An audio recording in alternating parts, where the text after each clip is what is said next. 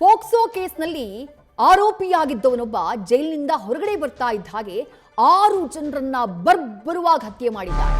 ಆತನಿಗೆ ಬೇಲ್ ಸಿಗ್ತಾ ಇದ್ದ ಹಾಗೆ ಹೊರಗಡೆ ಬಂದವನು 6 ಜನರನ್ನ ಕೊಲೆ ಮಾಡಿಬಿಟ್ಟಿದ್ದಾನೆ. ಆತ ಕೊಲೆ ಮಾಡಿದವರು ಯಾರು?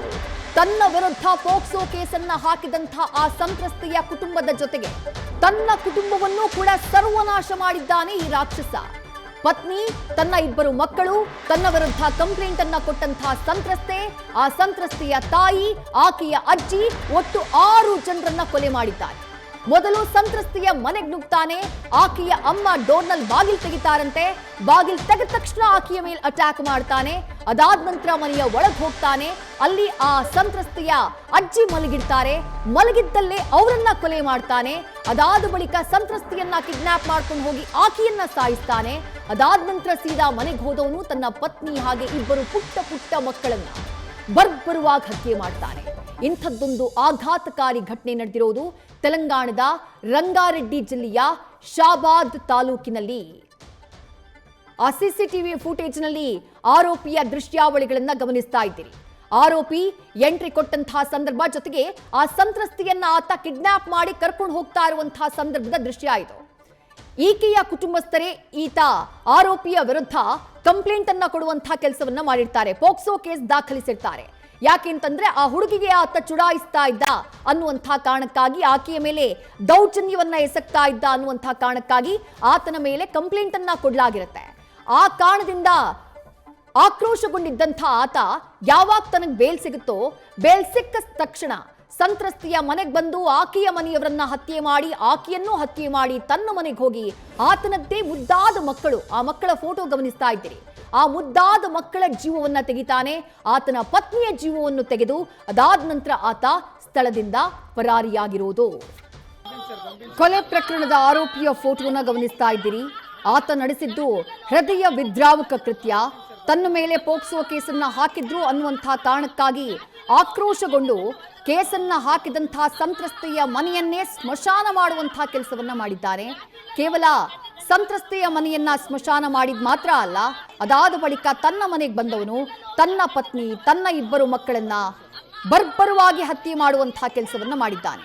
ತೆಲಂಗಾಣದ ಶಾಬಾದ್ ತಾಲೂಕಿನಲ್ಲಿ ನಡೆದಿರುವಂತಹ ಕೃತ್ಯ ಇದು. ರಂಗಾರೆಡ್ಡಿ ಜಿಲ್ಲೆಯ ಶಾಬಾದ್ ತಾಲೂಕಿನಲ್ಲಿ ನಡೆದಿರುವಂತಹ ಕೃತ್ಯ ಇದು. ಪ್ರಕರಣಕ್ಕೆ ಸಂಬಂಧಪಟ್ಟ ಹಾಗೆ ಡೀಟೇಲ್ಸ್ ನ ನೋಡ್ತಾ ಹೋಗೋಣ. ಪೋಕ್ಸೋ ಕೇಸನ್ನ ಈ ಸಂತ್ರಸ್ತೆ ಈತನ ವಿರುದ್ಧ ದಾಖಲು ಮಾಡುವಂತಹ ಕೆಲಸವನ್ನ ಮಾಡಿರ್ತಾರೆ. ಅಂದ್ರೆ ಕೇಸನ್ನ ದಾಖಲು ಮಾಡಿರೋದು ಆ ಸಂತ್ರಸ್ತ 16 ವರ್ಷದ ಸಂತ್ರಸ್ತೆ ಏನಿದ್ದಾಳೆ, ಆಕೆಯ ತಾಯಿ ಕಂಪ್ಲೇಂಟ್ ಅನ್ನ ದಾಖಲು ಮಾಡಿದ್ರಂತೆ ಈ ಆರೋಪಿಯ ವಿರುದ್ಧ. ಯಾಕೆ ಅಂತಂದ್ರೆ ಪದೇ ಆಕೆಯನ್ನ ಈತ ಹಿಂಬಾಲಿಸ್ತಾ ಇದ್ದ, ಆಕೆಗೆ ದೌರ್ಜನ್ಯವನ್ನ ಈತ ಮಾಡ್ತಾ ಇದ್ದ ಅನ್ನುವಂತಹ ಕಾರಣಕ್ಕಾಗಿ ಈತನ ವಿರುದ್ಧ ಪೋಕ್ಸೋ ಕೇಸನ್ನ ದಾಖಲು ಮಾಡುವಂತಹ ಕೆಲಸವನ್ನ ಸಂತ್ರಸ್ತೆಯ ತಾಯಿ ಮಾಡಿದ್ರಂತೆ. ಅದಕ್ಕೆ ಆಕ್ರೋಶಗೊಂಡಿದ್ದ ಈತ ತನ್ನ ವಿರುದ್ಧ ಪೋಕ್ಸೋ ಕೇಸನ್ನ ದಾಖಲಿಸಿ ಮರ್ಯಾದೆ ಕಳೆದಿದ್ದಾರೆ, ಜೈಲಿಗೆ ಹೋಗೋ ಹಾಗೆ ಮಾಡಿದ್ದಾರೆ, ಬೇಲಿಗೆ ಅಪ್ಲೈ ಮಾಡೋ ಹಾಗೆ ಮಾಡಿದ್ದಾರೆ ಅಂತ ಹೇಳಿ ಆಕ್ರೋಶಗೊಂಡಿದ್ದಂತೆ. ಹಾಗಾಗಿ ಜಾಮೀನು ಸಿಗ್ತಾ ಇದ್ದ ಹಾಗೆ ಸೀದಾ ಆತ ನುಗ್ಗಿದ್ದು ಸಂತ್ರಸ್ತೆಯ ಮನೆಗೆ. ಸಂತ್ರಸ್ತೆಯ ಮನೆಗೆ ಬಂದಾಗ ಮೊದಲಿಗೆ ಬಾಗಿಲು ತೆಗೆದಿದ್ದು ಸಂತ್ರಸ್ತೆಯ ತಾಯಿ, ಈತನ ವಿರುದ್ಧ ಕಂಪ್ಲೇಂಟ್ ಕೊಟ್ಟಿದ್ದಂಥ ಮಹಿಳೆ. ಹಾಗಾಗಿ ಆಕೆಯನ್ನ ಕಂಡ ತಕ್ಷಣ ಚಾಕುವಿನಿಂದ ಸಂತ್ರಸ್ತೆಯ ತಾಯಿಗೆ ಇರಿದು ಮನೆ ಬಾಗಿಲಲ್ಲೇ ಹತ್ಯೆ ಮಾಡುವಂತಹ ಕೆಲಸವನ್ನ ಆರೋಪಿ ಮಾಡಿದ್ದ. ಅದಾದ ನಂತರ ಸೀದಾ ಮನೆ ಒಳಗಡೆ ಹೋಗ್ತಾನೆ. ಅಲ್ಲಿ ಸಂತ್ರಸ್ತೆಯ ಅಜ್ಜಿ ಮಲಗಿರ್ತಾರೆ. ಮಲಗಿದ್ದಂಥ ಆ ಅಜ್ಜಿಯ ಮೇಲೆ ದಾಳಿಯನ್ನ ಮಾಡಿ ಅಲ್ಲೇ ಆಕೆಯನ್ನ ಕೊಲೆ ಮಾಡುವಂತಹ ಕೆಲಸ ಮಾಡ್ತಾನೆ. ಅದಾದ ಬಳಿಕ ಆ 16 ವರ್ಷದ ಬಾಲಕಿಯನ್ನ ಅಲ್ಲಿಂದ ಕಿಡ್ನಾಪ್ ಮಾಡ್ಕೊಂಡು ಹೋಗ್ತಾನೆ.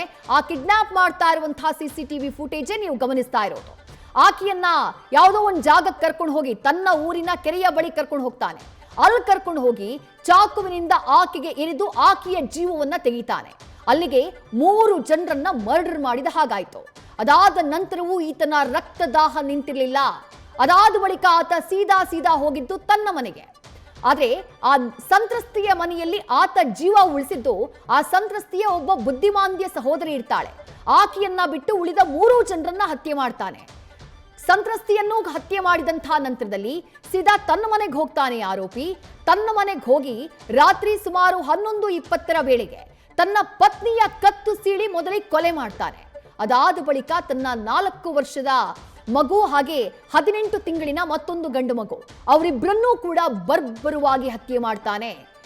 ಮಕ್ಕಳು ಮಲಗಿದ್ದಾಗ ಅವ್ರ ಮೇಲೆ ಹಲ್ಲೆ ಮಾಡಿ ತನ್ನ ಮಕ್ಕಳನ್ನ ಕೊಲೆ ಮಾಡುವಂತಹ ಕೆಲಸವನ್ನ ಈ ಆರೋಪಿ ಮಾಡಿದ್ದ. ಅದಾದ ಬಳಿಕ ತನ್ನ ಹೆತ್ತವರನ್ನ ಕರೆದು ನಾನು 6 ಜನರನ್ನ ಕೊಲೆ ಮಾಡಿದ್ದೀನಿ ಅಂತ ಹೇಳಿ ಅವರಿಗೆ ಇನ್ಫಾರ್ಮೇಶನ್ ಅನ್ನ ಕೊಡ್ತಾನೆ. ಅದಾದ ಬಳಿಕ ನಾನು ಬದುಕೋದಿಲ್ಲ ಅಂತ ಹೇಳಿ ಆ ಗ್ರಾಮದಿಂದ ತನ್ನ ಕಾರ್ನಲ್ಲಿ ಆತ ಪರಾರಿಯಾಗ್ತಾನೆ. ಘಟನಾ ಸ್ಥಳಕ್ಕೆ ಪೊಲೀಸರು ಭೇಟಿ ನೀಡಿ ಪರಿಶೀಲನೆಯನ್ನ ಮಾಡ್ತಿದ್ದಾರೆ.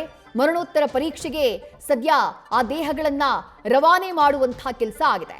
ಪ್ರಕರಣಕ್ಕೆ ಸಂಬಂಧಪಟ್ಟ ಹಾಗೆ ಸದ್ಯ ಪೊಲೀಸರು ತನಿಖೆಯನ್ನ ಚುರುಕುಗೊಳಿಸಿದ್ದಾರೆ. ಇಷ್ಟಕ್ಕೂ ಆರೋಪಿಯ ವಿರುದ್ಧ ಪೋಕ್ಸೋ ಕೇಸ್ ದಾಖಲಾಗಿದ್ದ ಯಾವ ಕಾರಣಕ್ಕಾಗಿ? 35 ವರ್ಷದ ಈ ಆರೋಪಿಯ ವಿರುದ್ಧ, ಈತನ ಹೆಸರು ರೋಹಿತ್ ಚಾಂಡೇಲ್ ಅಂತ ಹೇಳಿ, ಈತನ ವಿರುದ್ಧ ಯಾವ ಕಾರಣಕ್ಕಾಗಿ ಈ ಒಂದು ಕೇಸ್ ದಾಖಲಾಯಿತು ಅನ್ನೋದನ್ನ ನೋಡ್ತಾ ಹೋದ್ರೆ 16 ವರ್ಷದ ಬಾಲಕಿಯನ್ನ ಈತ ಹಿಂಬಾಲಿಸ್ತಾ ಇದ್ದಂತೆ. ಆ ಬಾಲಕಿಯ ತಾಯಿ ದೂರನ್ನ ಕೊಡ್ತಾರೆ. ಇದೇ ಮೇ ತಿಂಗಳಿನಲ್ಲಿ ಆರೋಪಿಯ ವಿರುದ್ಧ ಪೋಕ್ಸೋ ಕೇಸ್ ದಾಖಲಾಗಿತ್ತು.